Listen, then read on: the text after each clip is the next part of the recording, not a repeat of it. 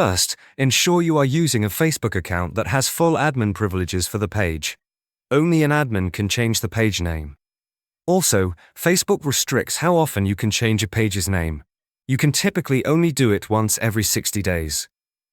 If you've changed it recently, you'll have to wait. Assuming you are an admin and it's been over 60 days, the standard method is to use the Facebook mobile app.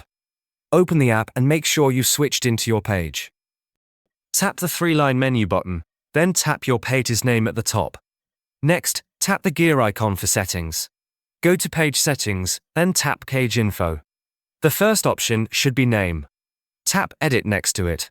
Enter your desired new name and tap Continue. You may be prompted to enter your personal Facebook password to confirm the change. Facebook will then review the request, which can take up to 3 days.